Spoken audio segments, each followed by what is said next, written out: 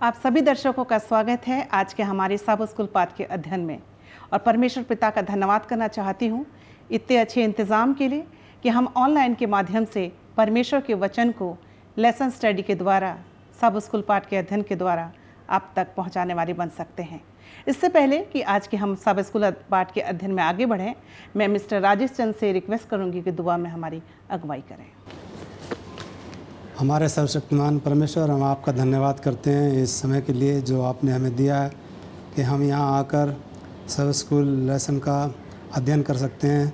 और प्रभु, जब हम इस पाठ का अध्ययन करते हैं तो हमें पवित्र आत्मा का दान दे ताकि हम इस पाठ को अच्छी तरह से समझ सकें और दूसरों तक सही बात हम पहुँचा सकें। हम सबको आपके चरणों में समर्पित करते हैं जैसे कि हम इस पाठ का अध्ययन करते हैं। ये छोटी विनती प्रभु यीशु मसीह के नाम से मांगते हैं, दया से सुना ग्रहण कर। आमीन। आमीन।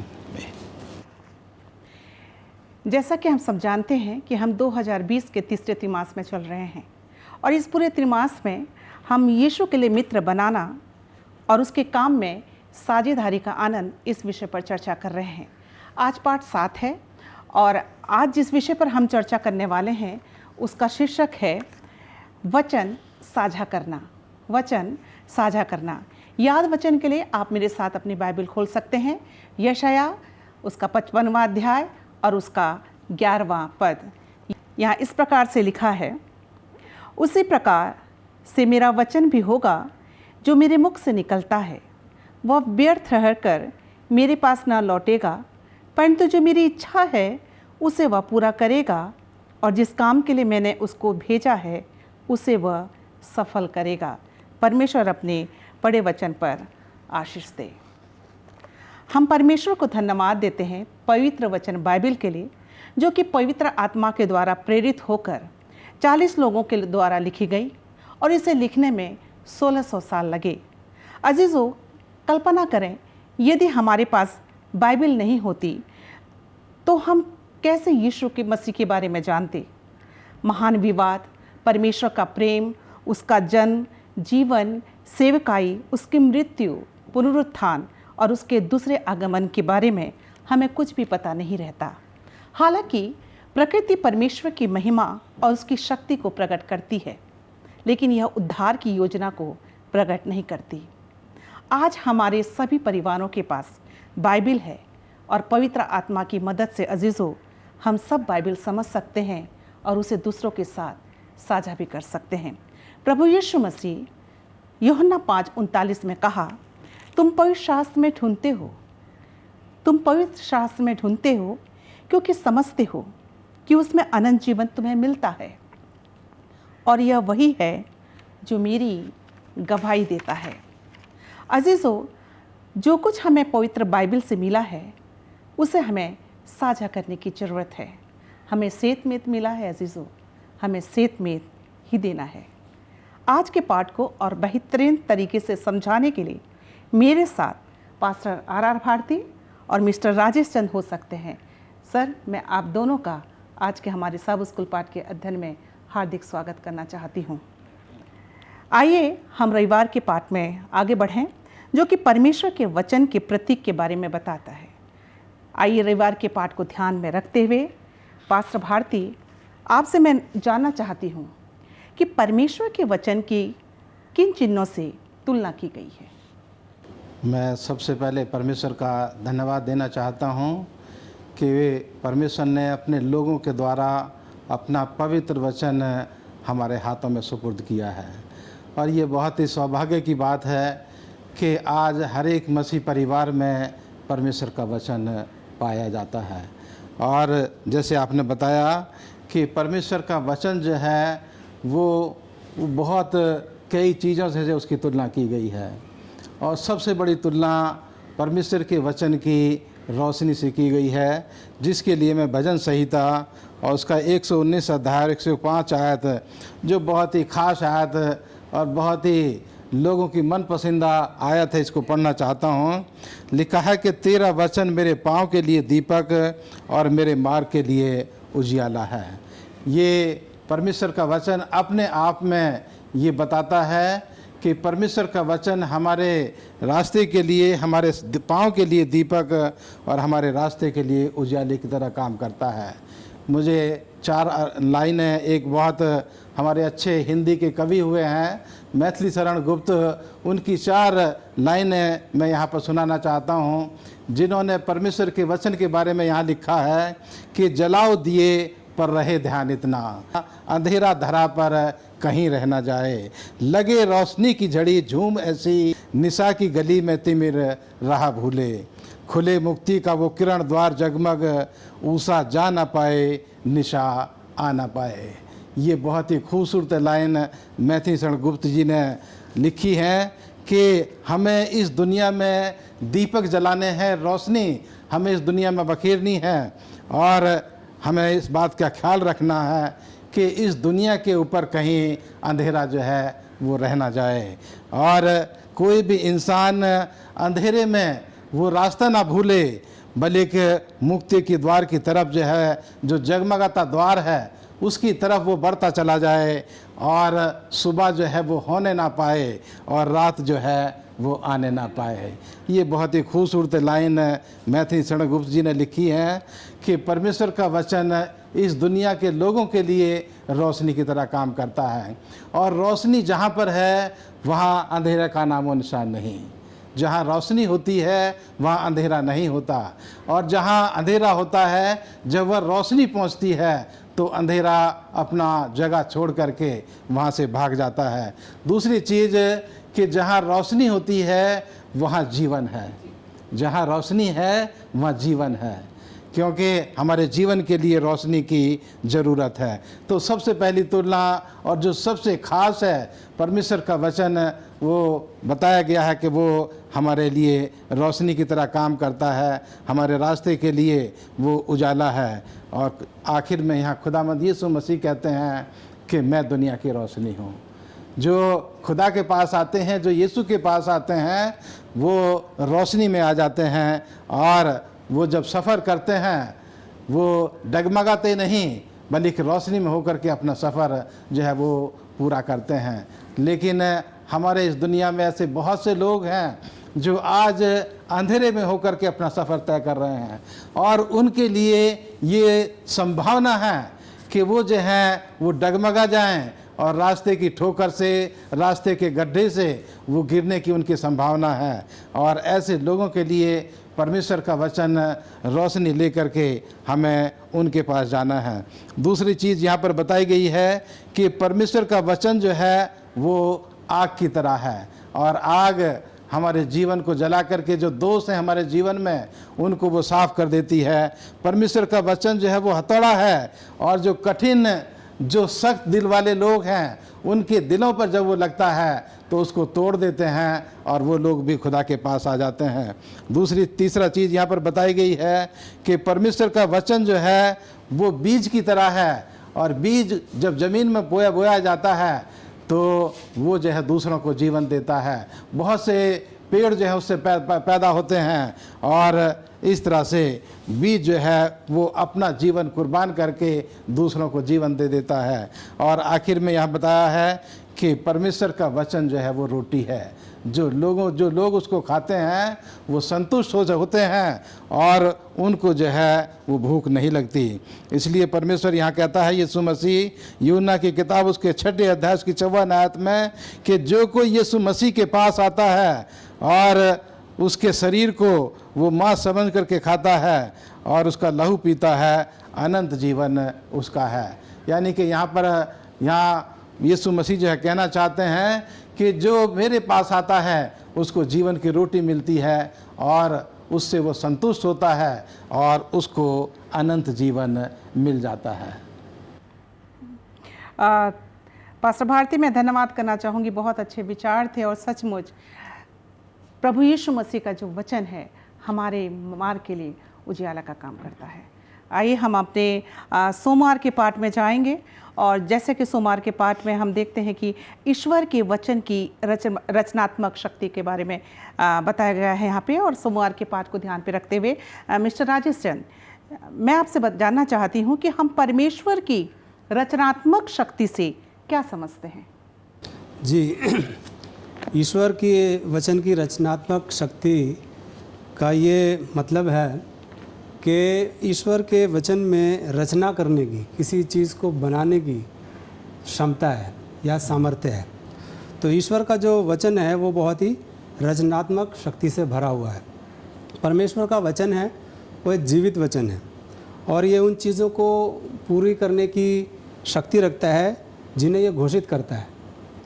अगर हम मनुष्य को देखें तो मनुष्य वर्तमान में मौजूद चीज़ों पर वो बात कर सकता है, परंतु परमेश्वर का वचन जो है वो भविष्य में होने वाली चीज़ों पर बात करता है और उन्हें समय आने पर पूर्ण भी करता है, कंप्लीट भी करता है। परमेश्वर का वचन जो है वो रचनात्मक है और वो सब कुछ बनाने की शक्ति रखता है। उत्पत्ति 1 में अगर हम देखें तो वहाँ पर परमेश्वर ने कहा, ये कई बार प्रयोग किया गया है, कई बार इसका प्रयोग वहाँ पर होता है। परमेश्वर के शब्दों में इतनी शक्ति है कि जब वह बोलता था तो सूखी भूमि जहाँ होती थी वहाँ पर फूल उग जाते थे और सूखी भूमि में ही फलदार वृक्ष उग जाते थे और जानवर जो है वो आगे निकल कर आते थे। तो परमेश्वर ने ना केवल अपने वचन से इस दुनिया को बनाया है, परंतु वो अपने वचन के माध्यम से इस दुनिया को संभालता है और चलाता है।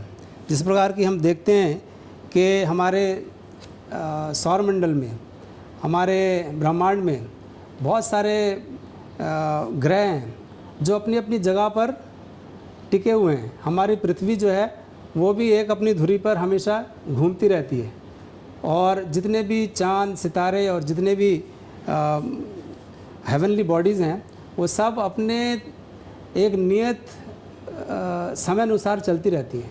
तो इनको कौन चलाता है? इनको प्रभु यीशु मसीह चलाते हैं, क्योंकि उनके वचन में वो शक्ति है जो कि उसके लिखित शब्दों में है।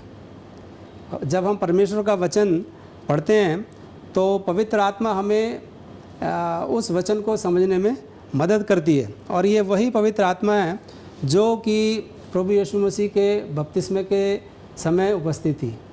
ये वही पवित्र आत्मा है जो जब इस सृष्टि का रचा जाना था उस समय उपस्थित थी।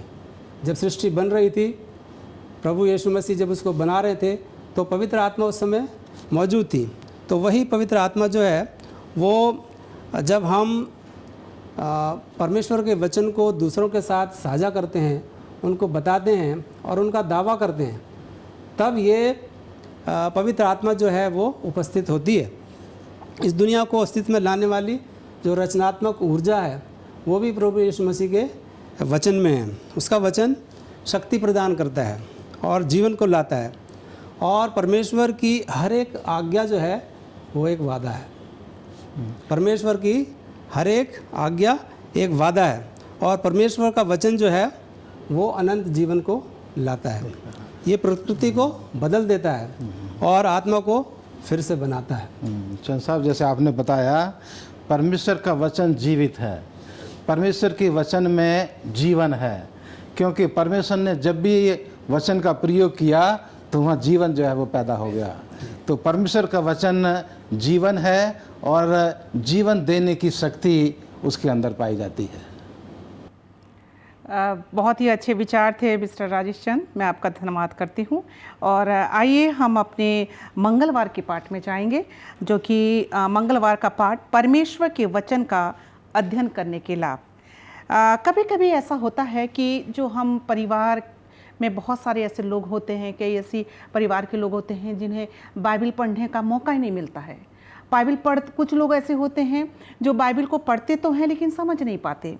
पास्टर भारती, मैं आपसे जानना चाहती हूँ कि पवित्र शास्त्र के पढ़ने के क्या क्या फ़ायदे बताए गए हैं?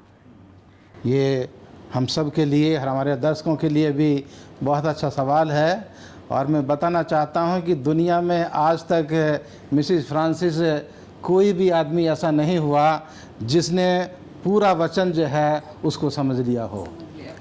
तो जैसे आपने बताया कि बहुत से लोग अपने परिवार में वचन को बैठ कर के पढ़ते हैं, कभी कभी नहीं समझते हैं।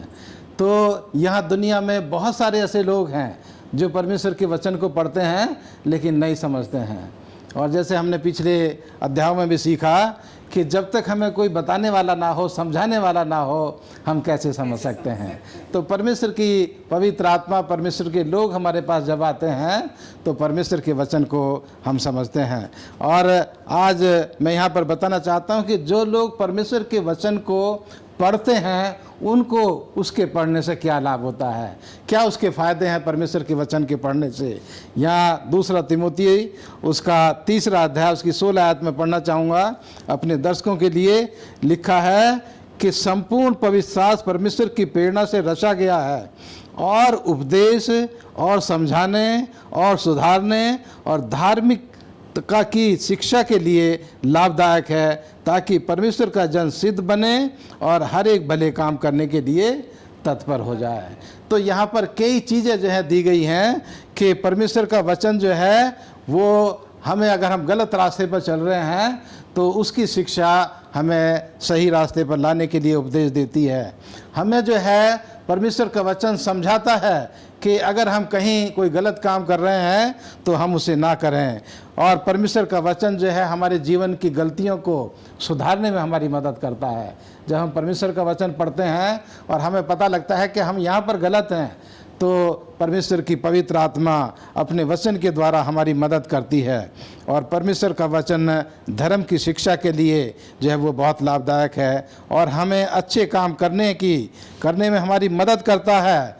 और उसका वचन जो है वो पवित्र है। मैं खास करके यहाँ पर बताना चाहता हूँ कि परमेश्वर का वचन जो है दुनिया के तमाम लोगों के लिए है और उसमें मौलिक शिक्षा और नैतिक शिक्षा जो है दुनिया के तमाम लोगों के लिए पाई जाती है। जैसे हम पढ़ते हैं निर्गमन की किताब उसके 20 अध्याय में, और वहाँ परमेश्वर का वचन कहता है कि तू चोरी ना कर, तू खून ना कर, तू जो है लालच ना कर और तू झूठी गवाही ना दे, अपने माता पिता का आदर और सम्मान कर। तो ये नैतिक शिक्षा परमेश्वर का वचन हमें दुनिया के तमाम लोगों के लिए देता है। और इसके साथ ही साथ वो हमें जो है धर्म की शिक्षा भी देता है कि हम अपने परमेश्वर को प्यार करें। और साथ साथ वो ये कहता है कि हम अपने पड़ोसी को भी प्यार करें, अपने दुश्मनों के लिए हम प्रार्थना करें। तो परमेश्वर का वचन जब हम पढ़ते हैं तो हम गलत रास्ते से हट करके और परमेश्वर के रास्ते पर लाने में परमेश्वर का वचन हमारी मदद करता है। हमारी ज़िंदगी की कमियों को, दोषों को हमसे जो है वो दूर करने की जो है उसमें शक्ति और सामर्थ्य है।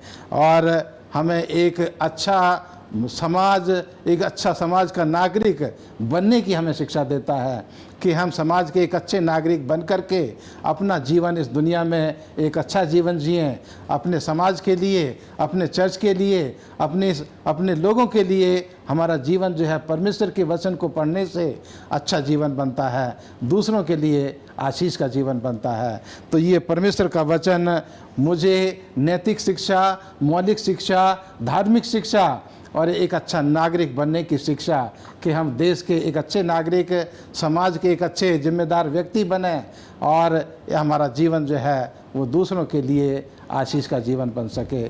तो परमेश्वर का वचन हमारे लिए पढ़ना बहुत ही ज़रूरी है, बहुत ही लाभदायक है, जिसके पढ़ने से हमारा खराब जीवन जो है वो अच्छा जीवन हो सकता है और दूसरों के लिए भी वो आशीष का कारण जो है वो बन जाता है।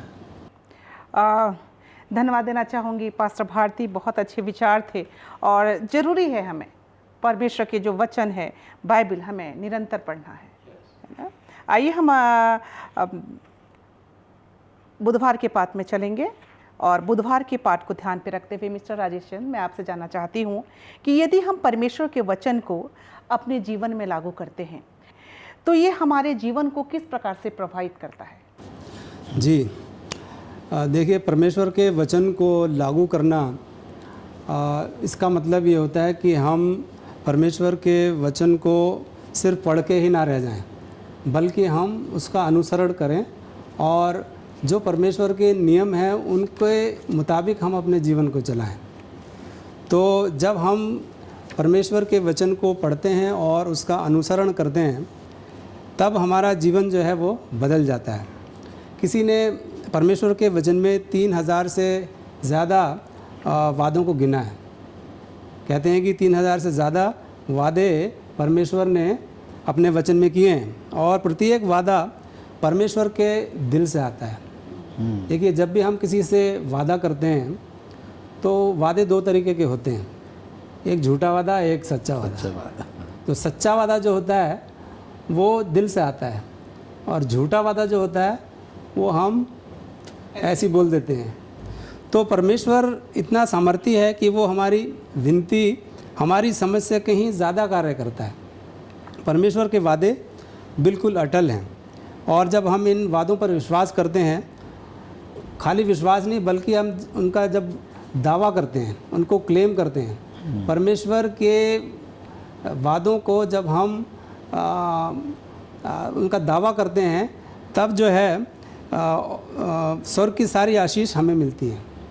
और ये दावे जो हैं जब हम दूसरों को सिखाते हैं या उनसे भी करवाते हैं, तब हमें स्वर्ग की आशीष बहुत आयत में मिलती है। रोमियो 8 में अगर हम पढ़ते हैं तो वहाँ पर भी प्रेरित पौलुस ईश्वरीय शक्ति पर बहुत बल देता है। उसने वहाँ पर लिखा है, जिसने अपने निज पुत्र को भी ना रख छोड़ा, वह उसके साथ हमें और सब कुछ क्यों ना देगा।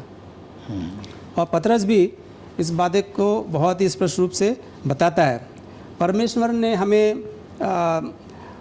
एक आत्मिक जीवन जीने के लिए सब कुछ दिया है और वो हमारी बुनियादी ज़रूरतों को पूरा करने का भी पूरा वादा करता है। अगर हम यूहन्ना की पहला अध्याय और उसका 7वें पद से 9वें पद तक पढ़ें और फिलिपियों की किताब उसका 4था अध्याय और 13 और 19 पद को पढ़ें तो वहाँ पर दो वादों का जिक्र किया गया है।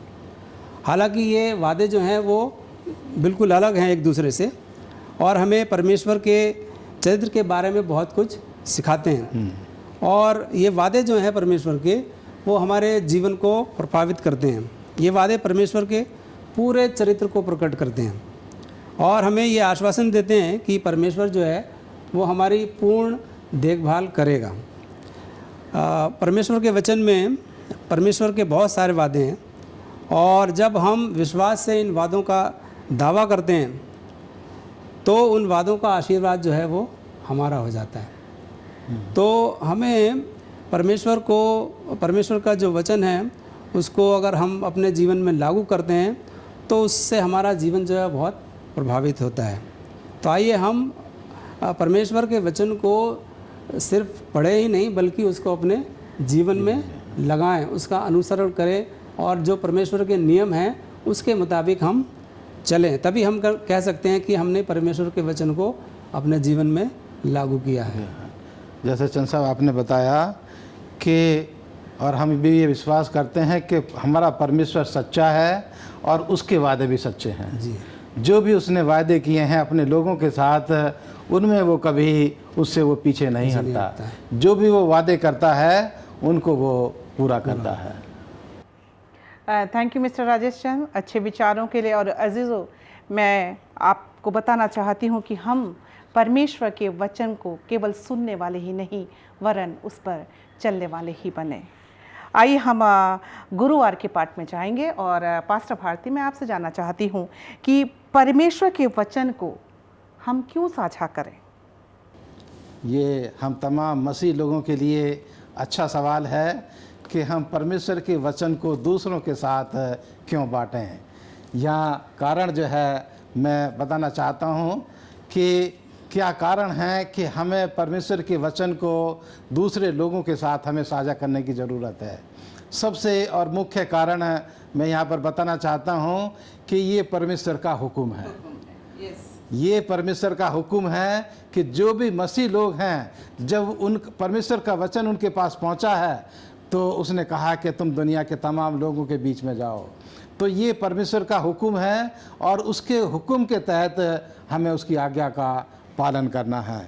और इसलिए उनके प्रेरित भी जो है वो इस बात को कहते हैं। यहाँ पर प्रेरितों की किताब उसका 4था अध्याय और मैं 20 आयत केवल यहाँ पढ़ रहा हूँ।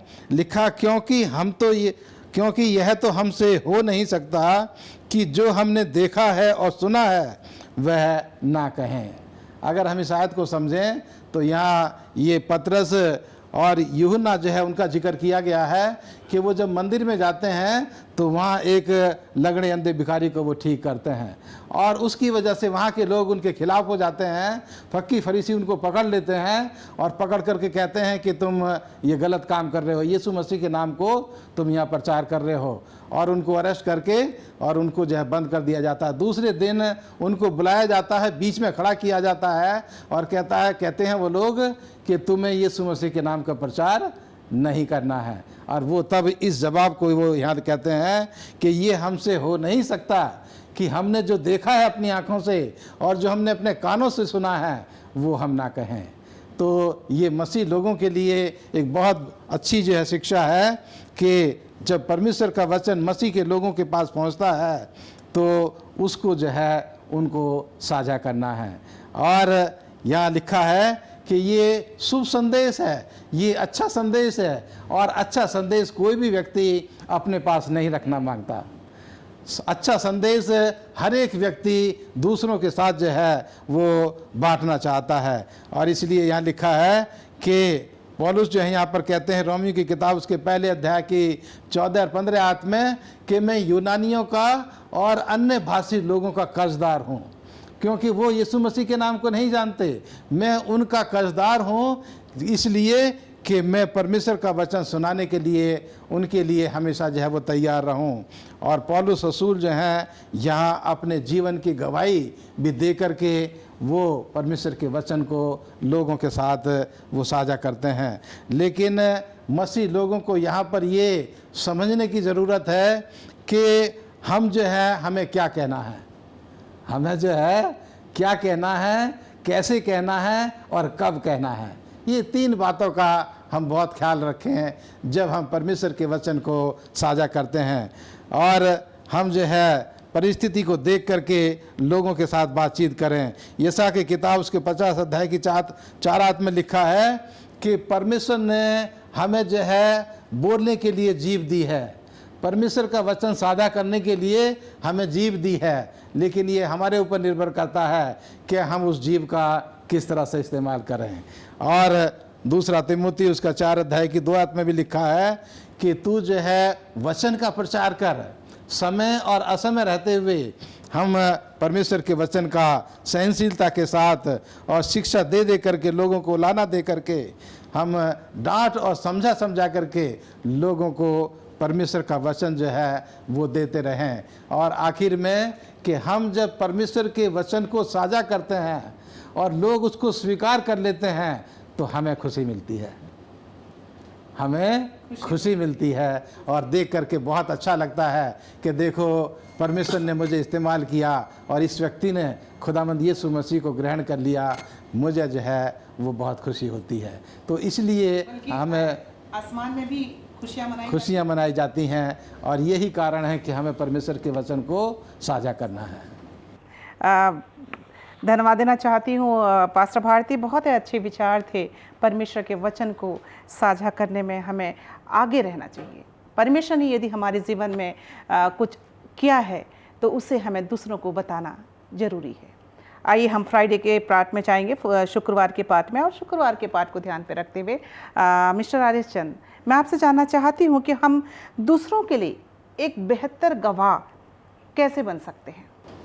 जी, इससे पहले कि मैं इस सवाल का जवाब दूं, जो अभी पास्टर भारती ने हमें बताया कि हमें परमेश्वर का वचन जो है वो क्यों साझा करना चाहिए, क्यों बताना चाहिए दूसरों को, तो मैं इस पर भी एक टिप्पणी करना चाहता हूँ कि परमेश्वर ने ये हमें महान कार्य दिया है।